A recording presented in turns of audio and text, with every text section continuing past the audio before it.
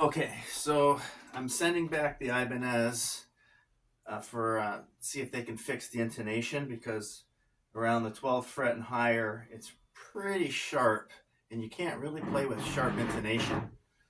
On this one, I just got used for $250. It included a gig bag, and I saw this at NAM, and they're very lefty pro, so I decided to give it a try. It's a little harder to play. There's about 3 frets or 4 frets harder access to get at the notes. Plus, it's a chunkier heel, like more like a Gibson Les Paul Jr., where this one's more like maybe a Fender Tele almost. Pretty refined and easier to play. More of a shredder. Now, you can't really shred up the high part because that's the part that's sharp on intonation. This one seems to be harder to do the shredding because you got to get your thumb out and get under or over the top. So I would like this one back fixed and use that one for the shredder and keep this one as everything in between that, because this one isn't the shredder one, but they both have a complementary tone about them. They sound very similar. I try to get the amp to sound the same. I have them tuned the same. Even the action, I have 4 millimeters on the bass side and 3 millimeters space on the treble side. So that's basically a normal action, I think, for a nylon string.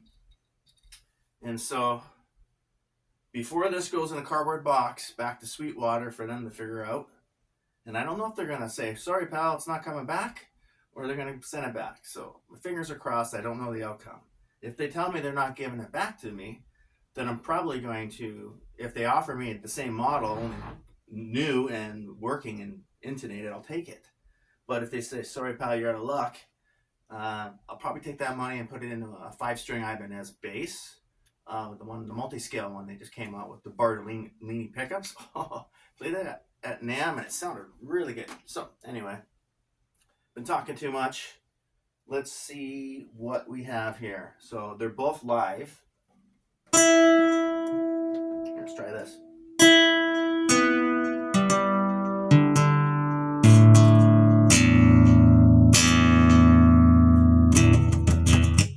Here's a major strum.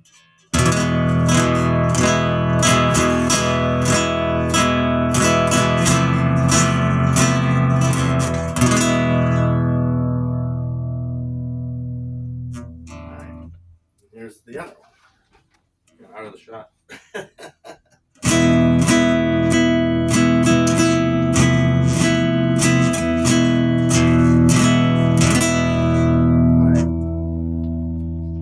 Tell they're in tune and they're the same volume and they're the same tonality, even though this one has a weaker pickup system. So I have all the volumes cranked on this one, and this one's backed off because it's more adjustable for volumes. But this one also doesn't have mids. This one does have a mid-range.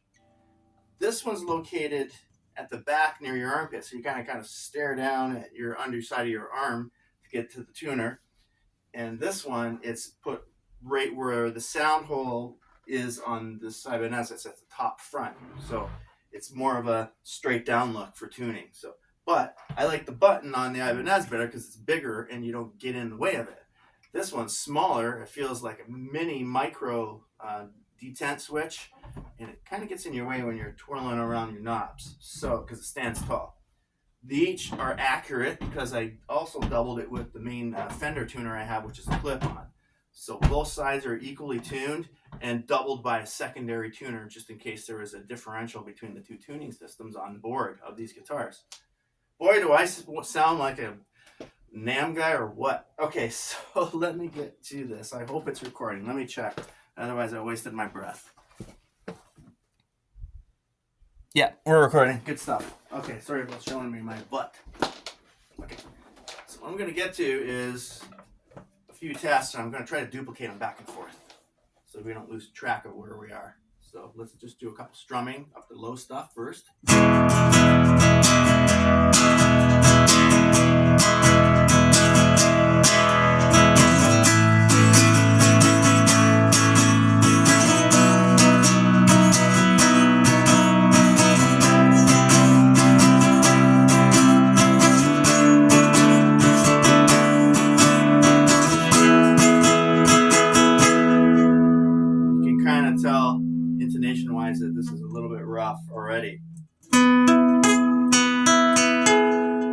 G is bad.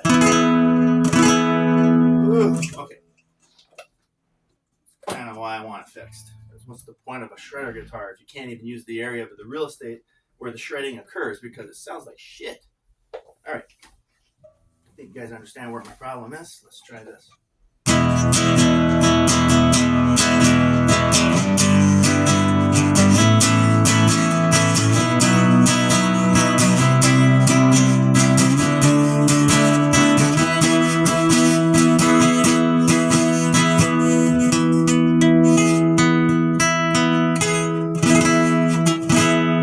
Now, G's are notorious for being sharp, but it just seems a little sweeter on this one.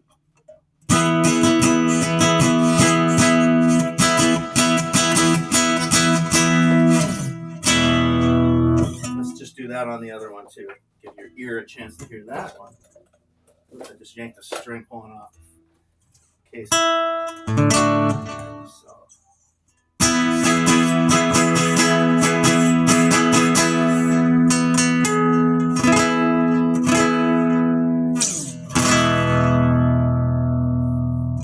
While I'm holding this guitar, I'll start something else different. Let's try ditch the pick for a second and just get into something like.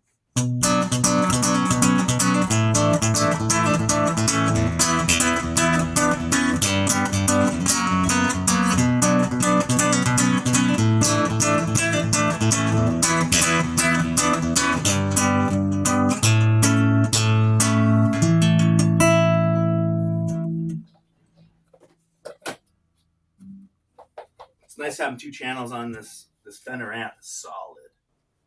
All right.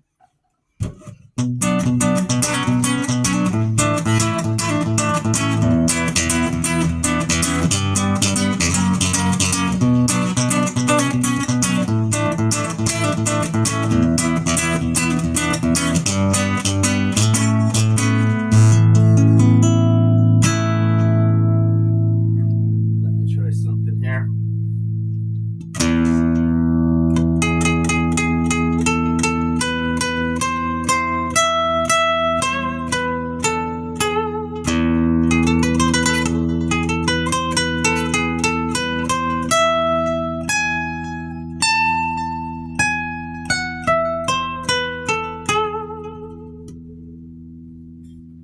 So there's a droning E note with a melody above the 12th fret.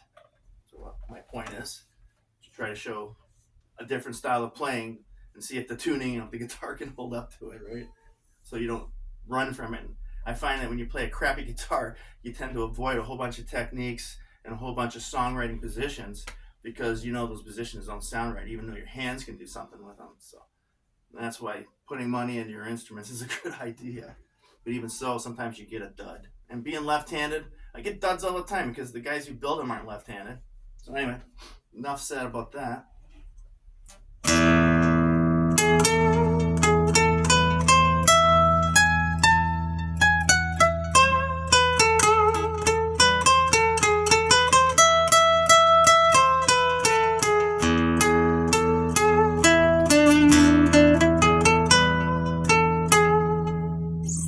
Not too bad, but when you start holding a dyad or something above while you're trying to hit a low note open,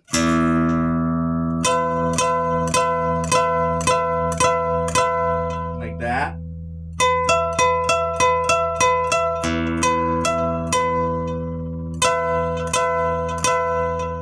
that's the 16th and 17th fret, okay?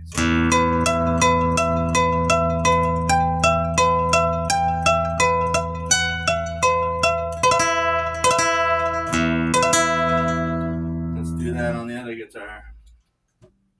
I'm having a hell of a time because I only had dot inlays before, and now I got vine inlays on this one and no inlays on this one. So I'm just looking at it.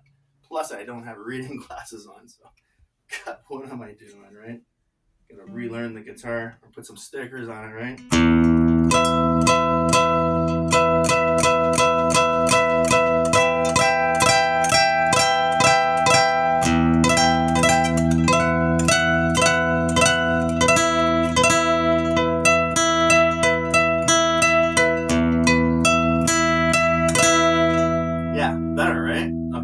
that's my point. I think I've proven it.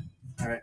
Same action, same tuning, same guitar chords, mogamis, same length, same amp, same settings, same me. The only thing different is these ones got a different set of strings on, and these ones got a different set of strings on. And from what I can tell, they're both the same tension. So I'd say they're the kind of like the mediums, not the hard, tight, and not the super loose stuff. So probably right in the middle. I'll leave it at that. So let me turn this shit off. Got some shit to get done today.